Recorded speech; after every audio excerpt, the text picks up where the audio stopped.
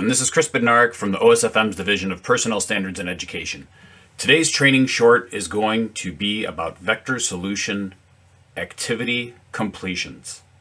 One of the questions we get regularly is that if you're recording a completion for a given activity, how do you make sure that you're getting credit for the people who participated in that activity, as well as for those who were the instructors for that activity? So that's what we're going to focus on today. So I built a quick custom activity on my site. It's called FAE FSVO. So guess what it is we're going to cover? We're just going to pick me off of the list so that I know that I can delete this later since we're doing this as a demo. And you can see that when I built this activity out, that it's going to be completed for a member who drove a fire pumping apparatus and who actively engineered the pumping of the apparatus or participated as a driver-operator trainee.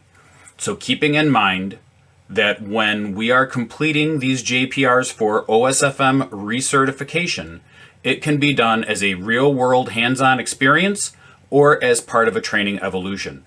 The determination on what will count is going to lie with the AHJ at the time that they are developing their training and recording their completions. Through the magic of computers, we're going to put in a quick description of the drill that was conducted. You can see that the gist of what I put here was that I responded as the driver of Engine 67 to a simulated emergency scene, and we're going to talk a little bit about that when I show you how I have credentialed this particular activity.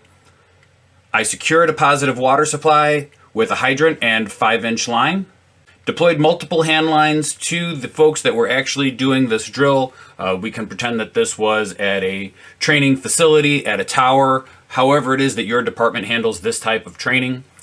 And that I pumped to those different types of lines and different types of nozzles, producing effective fire streams. We'll put in a date that it was completed and a time. We'll say that this whole evolution took an hour and a half. Say that one of my lieutenants was the instructor, and we did it at the neighboring town's training tower in Park Forest. I like to leave this last bit here in case there was a lesson plan, if there was any paperwork that was generated through the course of this drill where they could upload it. That way, when or if a fire certification specialist from the OSFM were to review this training record, there would be as much documentation there to justify how we completed this drill as possible. So at that, I'm going to record this as complete. So one thing that I want to do is to show you the backside of that particular training. So here's our FAE FSVO drill that we just had up. Here's what it looks like in the activities builder. If we look at the settings for this drill, you can see that I have it categorized as driver operator training. I like to check all of these boxes, that way I'm set up for the future however I would like to assign this out, and I have it tagged as driver operator training.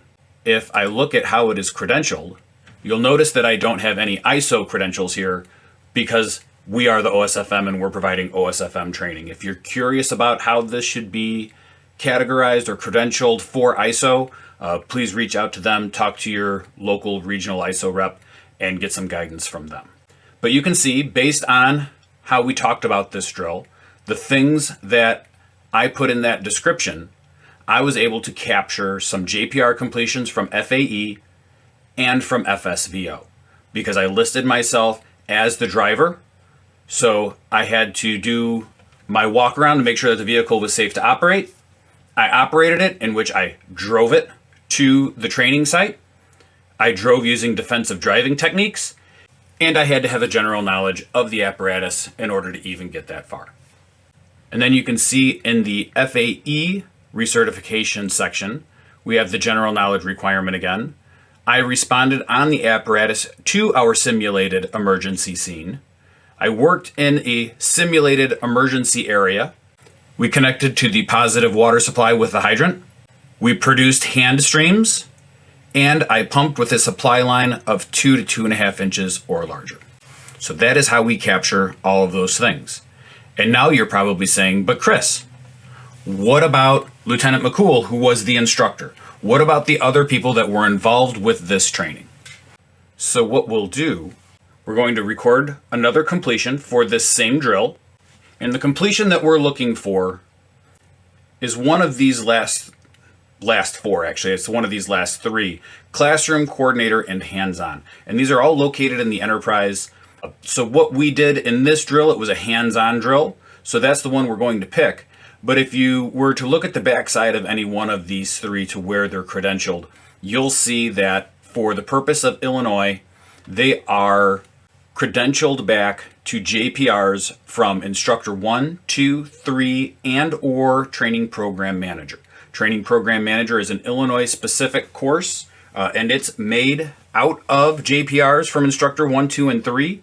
We chose the JPRs that generally an instructor will complete about 90% of the time when you're logging one of these completions. Keeping in mind that the JPR completion is a one-time over the course of that 4-year recertification cycle, and you are likely going to use those instructors multiple times, so they will be capturing all of those JPRs likely multiple times over that 4-year period. Within these three activities, we do not capture every single JPR from Instructor 1, 2, 3, or TPM. There will still be other activities that your instructors will have to complete or that you will have to complete for them within their recertification cycle so that they can successfully recertify. But we're going to choose the hands-on one. We're going to get rid of me, and we're going to choose Lieutenant McCool. And you'll notice on here, there is nowhere to put hours. The reason we did that is because ISO and OSHA don't care that we're instructors. They care that we did the training. And this activity is very specifically just for OSFM JPR completion for recertification. So you will see that on the classroom, the hands-on, and the coordinator.